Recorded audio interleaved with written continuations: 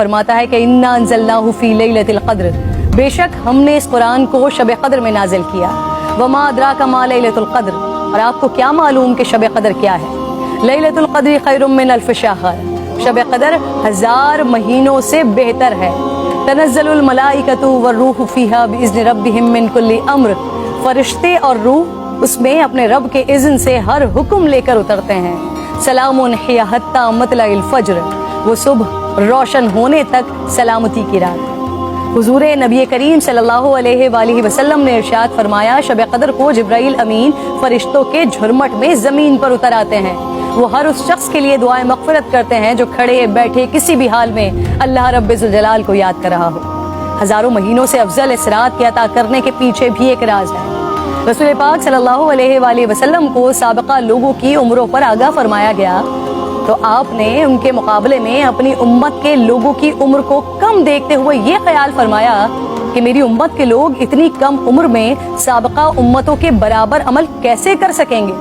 बस आप सल्लल्लाहु अलैहि वसल्लम को लैलतुल क़द्र अता फरमा दी, जो 1000 महीनों से अफजल रात है। लेकिन वो रात कौन सी है, इस अजीम रात को कहाँ तलाश किया जाए, इस पर रिसालत माब सल्लल्लाहु अलैहि वसल्लम ने फरमाया, लैलतुल क़द्र को रमज़ान के आखिरी अशरे की ताक रातों में तलाश करो। इस रात के मख्फी रखने में भी हिकमतें हैं नाज़रीन। अगर लैलतुल क़द्र को मख्फी न रखा जाता तो लोग बस उसी रात की इबादत पर इक्तफा कर लेते, और अगर किसी इंसान की वो रात इबादत से रह जाती तो शायद इस सदमे का इजाला मुमकिन न होता। एक वजह यह भी बताई जाती है कि अल्लाह ताला को बंदों का रात के औकात में जागना बेहद महबूब है।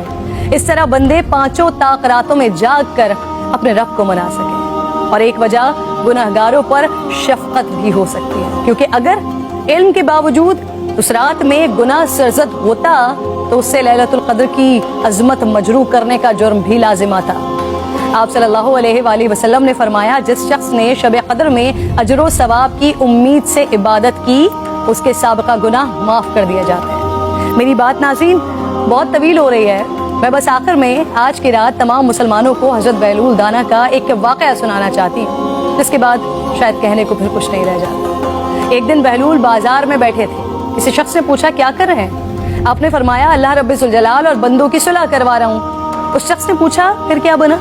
आपने फरमाया, अल्लाह तो मान रहा है, बंदे नहीं मान रहे। अल्लाहु अकबर। फिर कुछ अरसे बाद उसी शख्स ने हज़रत बहलूल दाना को कब्रिस्तान में देखा तो पूछा, क्या कर रहे हैं?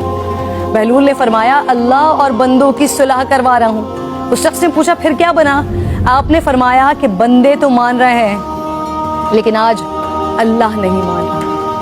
आँख बंद होने से पहले मना लें उस रब को। मेरी इल्तिजा है, मेरे हक में भी दुआ की।